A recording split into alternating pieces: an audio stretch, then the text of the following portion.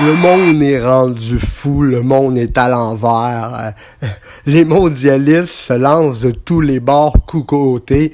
C'est plus une question d'allégeance politique, c'est plus une question d'idée, d'idéologie. Non, c'est le pouvoir. Et qui qu'on n'aurait pas cru, Jean Charest qui revient et qui fait un comeback. Rappelons-nous quelques détails. Charest, deux personnes étaient grands responsables du financement. D'une part, Violette Trépanier, cadre du parti, et Marc Bibeau, homme d'affaires et bénévole au parti. Comme le Parti libéral dépendait largement des dons corporatifs pour son financement, c'est Marc Bibeau qui, grâce à son important réseau de contacts, était responsable du financement corporatif. Pour démontrer leurs soupçons de corruption et trafic d'influence, les enquêteurs développent la thèse suivante. Jusqu'en 2010, la loi sur le financement des partis politiques dit qu'un don d'électeur ne peut dépasser 3 000 $ annuellement. Pour contourner cette loi, Marc Bibeau approche les entreprises et fixe lui-même les objectifs de financement annuels, c'est-à-dire le montant de la contribution de l'entreprise au parti. Des grandes entreprises comme SNC-Lavalin, Texult, Roche ou Dessau trouvent des employés pour agir à titre de prête-nom, des gens qui signent des chèques personnels au parti, des montants qui leur seront ensuite remboursés de diverses manières, sous forme de comptes de dépenses ou encore de bonus annuels. En retour, la police pense que Marc Bibeau et Violette Trépanier agissent comme facilitateurs auprès de ces entreprises pour leur obtenir des faveurs et des liens privilégiés avec les titulaires de charges publiques, qu'ils soient ministres, députés, membres de cabinets politiques ou à la direction d'agences publiques. Ensuite, selon les enquêteurs, ces entreprises entretiennent ces bonnes relations avec des repas, des billets de hockey, de spectacles ou encore des week-ends de golf. Un schéma de financement largement étudié à l'occasion de la commission Charbonneau. Et pour déterminer la participation ou non de Jean Charest dans cet organigramme, les policiers cherchent à démontrer les relations de proximité entre les deux hommes, de manière à comprendre comment l'homme d'affaires pouvait exercer une grande influence auprès de son ami premier ministre. Des documents obtenus par la police tentent à montrer que les deux hommes ont voyagé simultanément plusieurs fois à l'international entre 2003 et 2016. Le même stratagème, partant du haut de la pyramide jusqu'en bas, partout à travers la province. Et ça pour engraisser les partis, le Parti libéral. Et regardons un petit bout de comment on se fait rire de nous autres, justement, par ce monde-là. 20, 25 000, est-ce que tu peux me les prêter? Il va me les prêter. Alors, il vous prête de l'argent, 20, 25 000 $, parce que vous allez lui chercher du pain. J'ai pas allumé. Non. Si c'était... Non, encore là, ça ne se répond pas comme ça. Non. Vous pouvez pas nous dire que vous n'avez pas allumé, là. Mais Madame la Présidente... Nos pires politiciens, les voraces, les vautours, ont décidé de s'attaquer au Parti conservateur. Moi, j'appelle ça comme ça. Le Parti conservateur va devenir un parti contrôlé. On va se ramasser avec deux partis libéraux au pouvoir. Mais en tout cas, Trudeau et justement Jean Charest, qui est un ami à Trudeau, qui fait partie de cette clique-là, et qui est un hypocrite narcissique.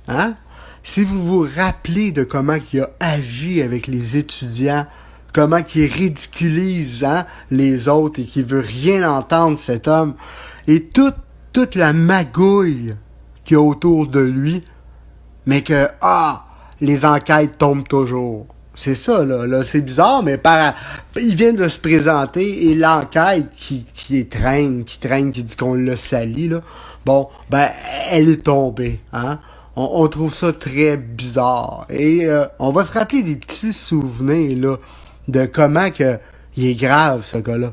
Je vous ramène dans le contexte. Pendant qu'il était en train de faire son projet Le Grand Nord, parce que dans le fond, Jean Charest, qu'est-ce qu'il a fait tout le temps qu'il a été premier ministre? Il a rien fait. On peut rien dire que cet homme a accompli quelque chose. Il n'a rien accompli. Il a créé le chaos. Le chaos total. C'est un autre Legault. Et là, les étudiants, justement, voulaient pas avoir de hausse. parce que justement, c'est dur à arriver, puis on a toujours défendu nos étudiants. Et là, il a commencé à rire d'eux autres. Et c'est là que ça a mis le chaos. Et là, après, c'est nos enfants qui étaient là. C'était nous autres, dans le fond, le monde de mon âge.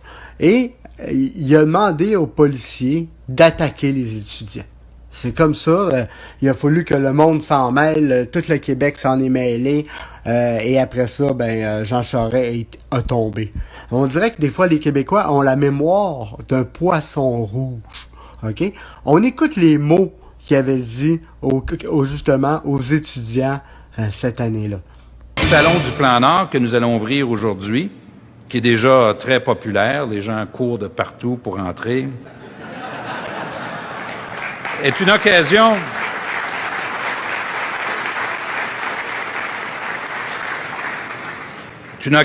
notamment pour les chercheurs d'emploi.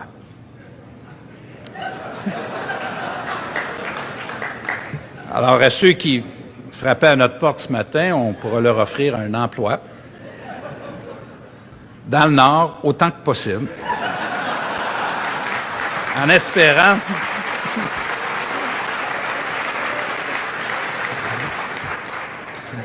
ce qui va tous nous permettre de continuer à travailler fort. Fait que le lendemain de ça, pouvez-vous croire que les étudiants, et justement, c'est là qu'on a connu Gabriel Nadeau-Dubois et que... Lecteur Gabriel Nadeau-Dubois, le leader du mouvement étudiant.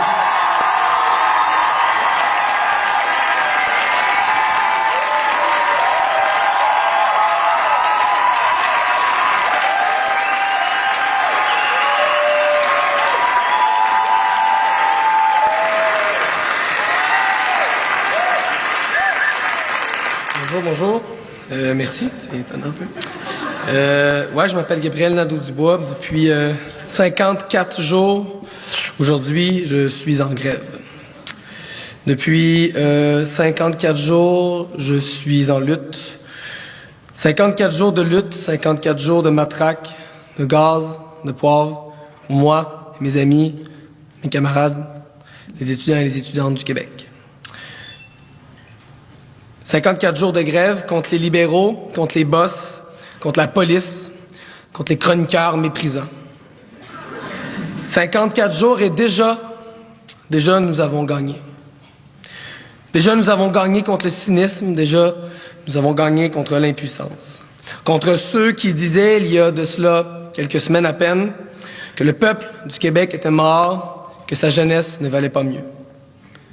C'est pour ça, je crois, que je vais profiter de la tribune qui m'est offerte aujourd'hui pour remercier chaleureusement le premier ministre du Québec, M. Jean Charest. Plein d'autres étudiants se sont mis ensemble et manifestés. Et tout ça pacifiquement. Mais là, il a continué à les ridiculiser. Et pas vouloir négocier avec et dire que allez, on va donner des jobs pour vous autres dans le Nord, allez le plus loin possible, on va avoir la paix. Et on parlait quand même des enfants dans ce temps-là, des étudiants. On partait du secondaire au primaire. On n'avait jamais vu quelque chose comme ça au Québec. Hein. C'était historique, c'était une première. Et mais là, ça a mal tourné. Parce que, justement, c'est un homme qui ne prend pas la défaite. Et il avait demandé aux policiers, justement, de brasser les étudiants pour que la manifestation arrête le plus tôt possible. Et c'est pas comme ça que ça s'est passé. On va regarder des images.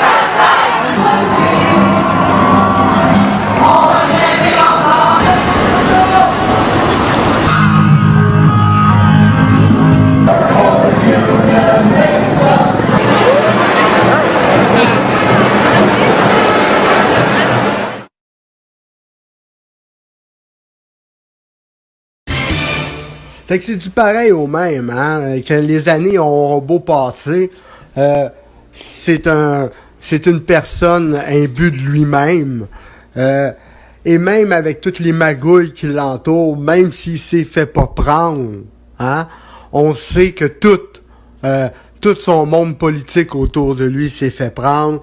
On pense à la commission Charbonneau, on pense à tout le... parce que c'était ça aussi, là, c'était... des collectes de fonds, hein, pour le Parti libéral, que pendant 40 ans, il a été au pouvoir, qu'il a eu le temps de mettre ses tentacules un peu partout, et que ça a tout pris pour se débarrasser de lui. Et là, on a fait un choix, la CAQ, en pensant peut-être bien faire, et qu'on a vu le Parti québécois qui était plus capable de revenir. Et là, on en a profité pour faire un parti contrôlé. C'est ce qu'il veut faire encore avec les conservateurs. Fait qu'ils vont avoir, ils vont avoir partout. Hein? C'est pas dur. Comment Jean Charest peut oser se représenter? Hein? Aïe, aïe, aïe. Fait que merci d'avoir été là et bonne soirée.